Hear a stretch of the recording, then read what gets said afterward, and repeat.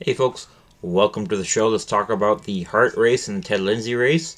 For those who don't know, the Hart Trophy is given to the player judged to be the most valuable player. So not just the best player, but should be the player that their team relied upon the most to ideally get to the playoffs. It's not always awarded to a player who got to the playoffs, but it usually is. Ted Lindsay is given to the player judged to just be the best. And we'll talk about the four guys who were nominated between the two trophies. And I also added Panarin in there because, what the heck, I think he'll be close. I'll turn down my Halo music. I think he'll be close in voting. Because, as I've said, and if you don't know, when a voter votes, he gets 5 selections, doesn't get 3. The 3 who had the best voting are considered the nominees, and then obviously the one who had the best voting wins it. Hart, the nominees were Kucherov, McKinnon, and Connor McDavid. And the Ted Lindsay was Kucherov, McKinnon, and Matthews. And like I said, I just added Panarin in there just for fun, just to make it 5 players, and I think he'll be close in both of those. So all 5 players had an amazing year in their own. There we go. In their own respective way. Kucherov led the league in assists and points. He was tied for the league in assists. He led the league, or had the best points per team goals for. What I mean by that is he was of the 49.5% of the goals that Tampa Bay scored, Kucherov had a point on. McKinnon, he led the league in point share via Hockey Reference, which is just kind of an overall judgment of their abilities. It's not always the best, but I like it. He wasn't the best in a lot of categories, but he was amazing in all categories, really. I didn't include anybody's shorthanded time on ice because none of these guys had significant shorthanded time on ice. Matthews led the 5 with like 40 seconds per game.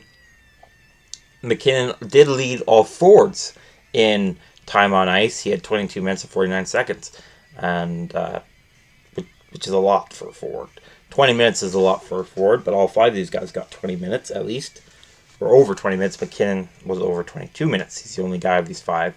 Matthews, he was a Selke nominee, amazing 5-on-5 defense, and the 85 takeaways is impressive, but the reason he's here more than any is the 69 goals he scored. It's not 70, but still pretty nice. Nobody's reached that mark, I think, since McGinley and Solani hit 72 in like the early 90s. McDavid, perennial Hart Trophy nominee and Ted Lindsay nominee. He became the first player since, I want to say, Lemieux, I don't know for sure. You can tell me in the comment section below. Doesn't really matter for this video, so I didn't really research it. But first player in a very long time since a Hall of Famer. McDavid had 100 assists. He was not alone in that mark, but he did get to 100 assists before Kucherov did. But Kucherov also hit 100 assists. McDavid was in on almost 45% of the Oilers' goals, and he has the best winning percentage of the four guys who were nominated for the 2 trophies. Panarin had the better winning percentage, but he wasn't nominated for the other trophies. But anyways, McDavid also had the most hits of the 5 guys. Now I'm hungry. He had 118 hits for the first time in his career. He had 100 hits in a season. And he also had 68 takeaways, which is very impressive as well. He has the best analytics of the 5 at 59.1% Fenwick 4 percentage, meaning 59.1% of the shots on goal while McDavid was on the ice were in favor of the Oilers. That's a very elite number. Panarin has a better relative Fenwick 4, but a lot of that has to do with that he was almost exclusively used in the offensive zone. Panarin did have an amazing year with 49 goals and 120 points, and when he won 69.5% of the games he was in. Now, where do I think the players rank? In my own opinion, for the Ted Lindsay, again, the nominees were Kucherov, McKinnon, and Matthews. I would personally rank McKinnon first. I think he was the best player on the year. The 51 goals So 7 more goals than Kucherov, though, and only 4 points behind him, as well as the 22 minutes and 49 seconds time on ice. Kind of make me favor him a bit more. He also had 34 more blocks than Kucherov, better analytics, and the point share system, which again I don't think is perfect, but I still like it. McKinnon led the league at 16, so I do think McKinnon should be number 1. The reason I compared him to Kucherov more than Matthews is because I think Kucherov should be number 2. 100 assists, again, first player to do that since McDavid, who was the first player to do that in 30 years. Kucherov led the league in points. He was just absolutely relied upon for Tampa Bay's ability to score. Speaking of scoring, Matthews did the most of anybody in actually hitting the back of the net. Not from behind, but, like through the goalie and into the back of the net. He had 69 goals, only 107 points, which is a lot. I'm just, like, compared to these other 5, it's not a lot. He had 85 takeaways, an amazing 5-on-5 defense with 93 blocks, as well as 90 hits, though he wasn't used a lot on the penalty kill. He was also the best face-off taker of the 5 guys here. He won 705 face-offs at a 53.4% rate. Matthews would be my number 3. But I wouldn't be surprised if he got number 1, because again, we haven't seen somebody hit 69 goals in like forever. But in my opinion, McKinnon was the best player in the league this year. That doesn't mean he wins the Hart.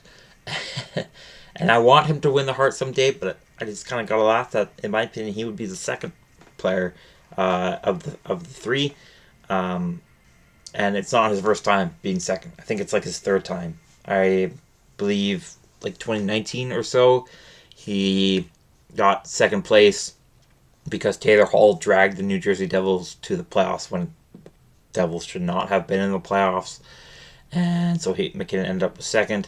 And then a few years later, he had an amazing year, but Draisaitl had a better year and picked up the Oilers when McDavid was injured. So Draisaitl won the Hart, which is still debated to this day, and understandably.